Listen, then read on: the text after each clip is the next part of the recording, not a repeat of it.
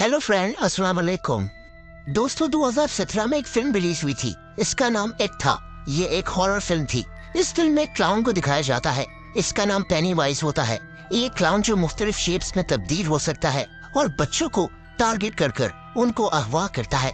इस फिल्म ने लोगों को खौफ में डाल दिया था। दोस्तों, वैसे तो ऐसा कोई क्लाउन इस दुनिया में नहीं देखा गया जो किसी भी शेप में तब्दील हो सकता हो, यानी ये एक फिक्शनल कहानी थी। लेकिन जब मैंने इसके मुतालिक मजीद रिसर्च की तो पता चला कि इस हॉरर फिल्म के पीछे कहीं न कहीं कुछ सच्ची कहानियां छुपी हुई हैं।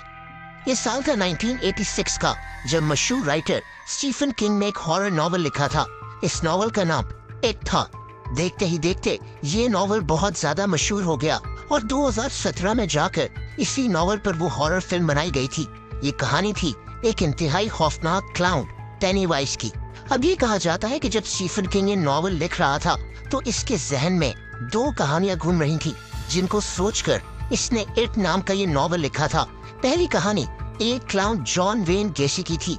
जॉन, जिसको पोगो द क्लाउन भी कहा जाता था, एक सीरियल किलर था। ये आदमी क्लाउन का रूप धार कर बच्चों के लिए परफॉर्म किया करता था, कभी किसी की बर्थडे पर, कभी किसी चैरिटी इवेंट पर। इस आदमी के पास पैसों की कमी नहीं थी, यानी ये सिर्फ इसका एक शौक था। लेकिन दोस्तों, जॉन के इस क्लाउन वाले कैरेक्टर के पीछे एक ऐसा जालिम आदमी छुपा हुआ था, जिसके मुताबिक 1978 में पता चला, जब जॉन को पुलिस ने अरेस्ट कर लिया था। पता ये चला कि बच्चों को एंटरटेन करने वाला ये क्लाउन कम से कम 33 लोगों को कत्ल कर चुका था। जॉन यानी पोगो द क्लाउन को 1980 में जहरीला इंजेक्शन देकर सजाए मौत दे दी गई थी। पोगो द क्लाउन यानी जॉन की ये कहानी उस वक्त बहुत ज्यादा मशहूर हो गई थी।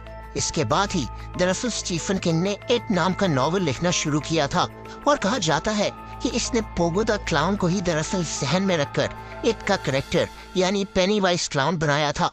दोस्तों, दूसरी कहानी जो स्टीफन किंग के जहन में थी वो 1980s की है, जब अमेरिका में एक पैनिक फैला हुआ था।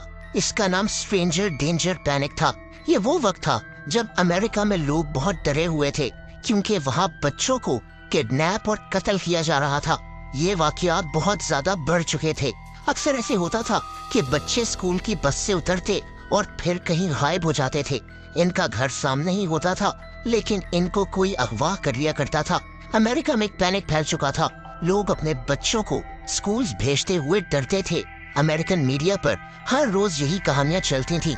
यहाँ तक कि जो बच्चे लापता हो जाते थे, उनकी तस्वीरें दूध के डब्बों पर, बिस्किट्स के डब्बों पर छाप दी जाती थी, ताकि शायद ये कहीं से मिल जाए। कोई ये नहीं जानता था कि इन बच्चों को कौन अगवा कर रहा है। इसीलिए इसको स्ट्रेंजर डेंजर पैनिक कहा गया, यानी एक ऐसा खतरा जो बच्चों को अजनबी लोगों से था। इट की जो कहानी है वो भी इसी पर बेस करती है। एक इविल क्लाउन जो बच्चों को टेरराइज करता है।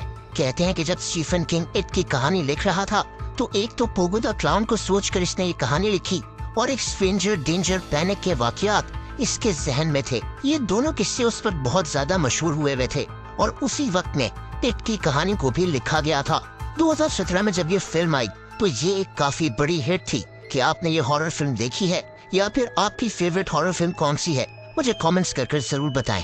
मिलते हैं अगली वीडियो में। अल्लाह हाफिज।